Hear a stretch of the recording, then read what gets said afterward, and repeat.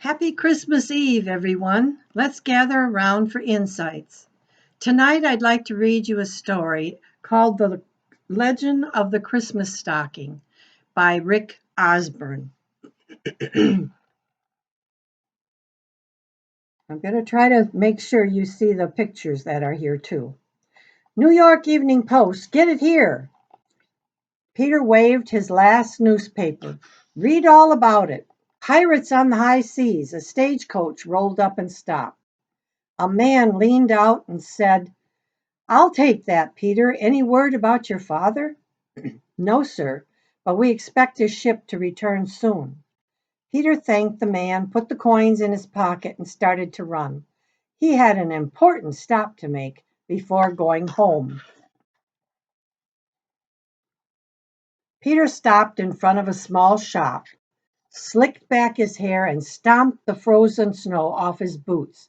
A sign hanging above the window of the store read, "Everything Wood."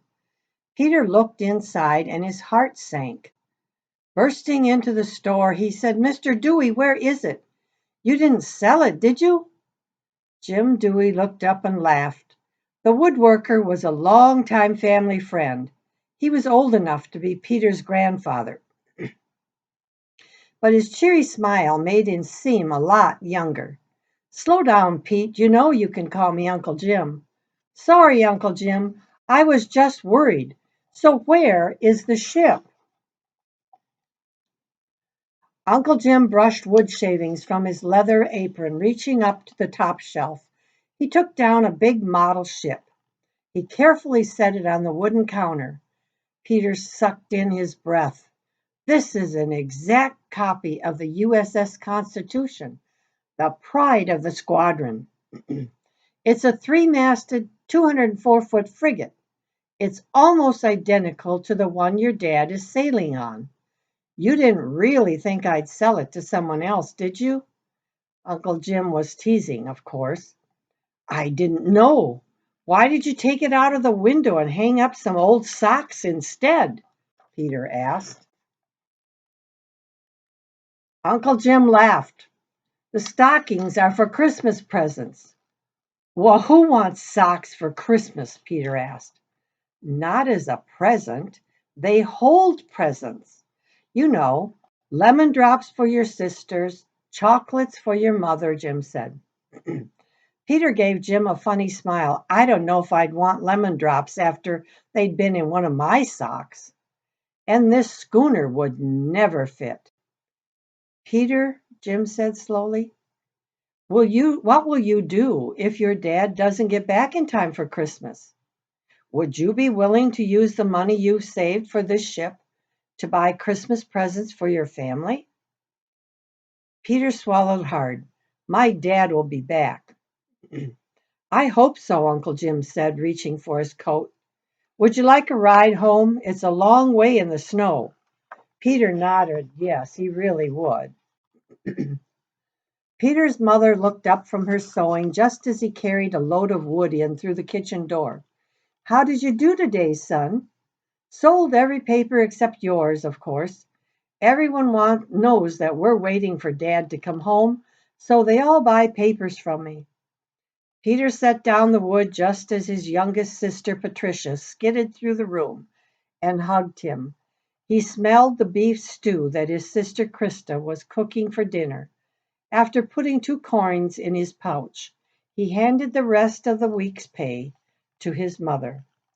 His stomach growled as he thought about eating the stew. "Mother, has any word about Dad come? The newspaper says our fleet's having trouble with pirates." "It's fine, Peter. I'm sure it's just a bad winter storm," Mother assured him. "Uncle Jim said if Dad doesn't get home in time, I should give you the money I have to buy gifts for the girls. But I really want that schooner." She sighed. "I know. But how would your sisters feel on Christmas morning if you have that beautiful boat and the girls only have an apple and a piece of candy?" "But I deserve it. I'm the one doing all the work. Dad said if I worked while he was away, I could use some of the money I earned to buy the boat. Peter choked back his tears. I just want him to come home. His mother hugged him. I know. I miss him too. On Sunday, Peter got up early to hitch the horse to the sleigh that his dad had built. After breakfast, Peter, Patricia, Krista, and their mother huddled together in the sleigh to go to church. Inside Brick Church, Peter held Patricia's little hand while they sang hymns. He thought about the schooner so much that he barely knew what he was singing. Peter stared at Pastor Spring's socks. Not the ones that the Pastor Spring was wearing, but the ones that were tacked up on the front of the pulpit. Pastor Springer took his spot behind the podium. Smiling, he said, "For those of you wondering about my socks, don't worry. They're clean." Everyone laughed. Pastor Spring's eyes sparkled as he looked around the room.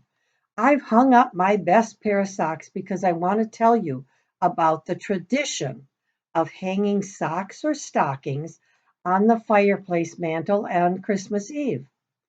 Perhaps you've already read about hanging up socks in Peter's New York Evening Post." Peter grinned at that. Pastor Spring continued, "But where did we ever get such an idea? Let me tell you the story."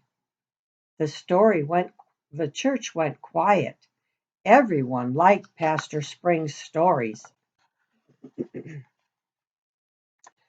It started many, many years ago with a poor man I'll call Stephanus. He was a shoemaker. One day he was putting the final touches on a very fine pair of sandals when the door of his shop squeaked open and a well-dressed young man stepped in. "I trust that you and your daughters are all well," the young man said. "I am fine, Nicholas," Stephanus replied. "I only have one worry in life." "And what's that?" Nicholas asked. "My daughters want to be married," Stephanus said. "I don't know if I'll be able to afford 3 dowries." Nicholas said. "Without the dowry money, your girls can never be married. Is that right?" Stephanus nodded his head sadly. "God will help," Nicholas told the old man. "I hope you're right," Stephanus replied. Nicholas paid for the shoes and he left. A few nights later, Stephanus and his daughters were sitting by the fireplace after dinner when something heavy flew through the open window and landed clink on the stone floor. Stephanus and his 3 daughters gasped. Claudia, the oldest girl, ran to pick it up. "Father, someone has given us a bag of gold coins," said Claudia. "Now you can be married, Claudia." Their father rejoiced. The 3 sisters laughed and danced around the room. Stephanus ran to the window to see who had been so generous. The street was empty. Soon after Claudia's wedding, a second bag of gold flew through the window and landed clink on the floor. "It must be for you, Tryphena," the youngest daughter of Phoebe said. Again Stephanus looked outside, but again he found no one.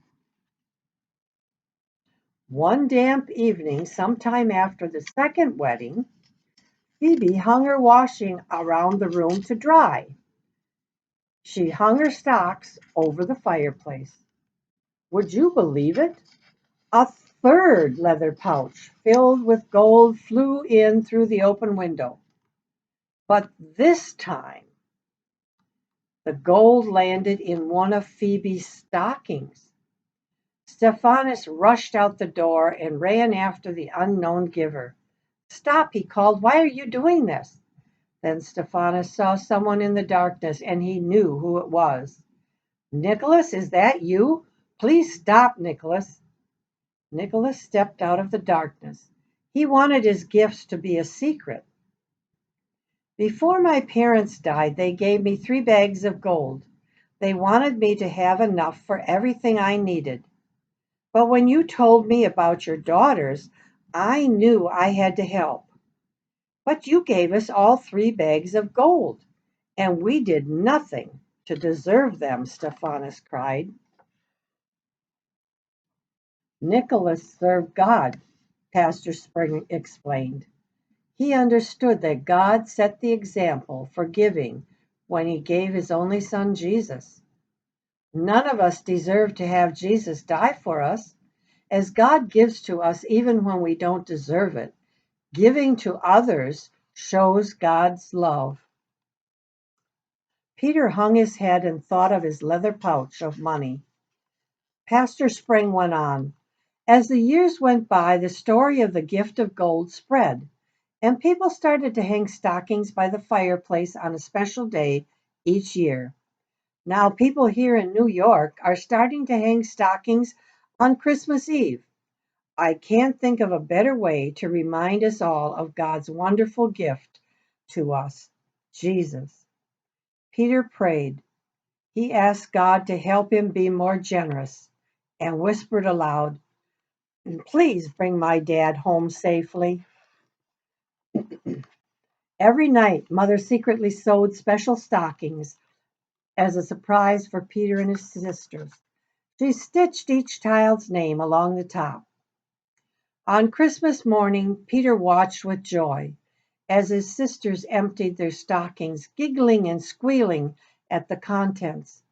Each had an apple, a leather pouch of lemon drops, and a beautiful hand-carved wooden doll. The girls hugged their mothers. Give Peter a hug too. He worked very hard to buy us all presents so that we could have a happy Christmas. Peter couldn't stop smiling. What he had done felt so right. He handed his mother a beautifully wrapped package. "This is for you," Peter said. Tears filled his mother's eyes as she opened the gift. It was his mother's favorite chocolates, the ones Peter's dad usually bought for Christmas. Inside was a small card. It read, "I miss him too, Peter." Knock, knock, knock. Peter ran to open the door. There stood Uncle Jim. "Merry Christmas," Uncle Jim said, smiling. "I brought you something." Just then, a man stepped out from behind Uncle Jim. "Dad!" They hugged each other and Peter wouldn't let go. The rest of the family crowded around and joined in the hugging. Later, when everyone was settled around the crackling fire, Dad said, "I was so eager to see you all, I didn't bring my bags inside. Would you go out and get them out of Jim's wagon?" "Sure, Dad." Peter ran to the small horse-drawn wagon and stopped dead in his tracks.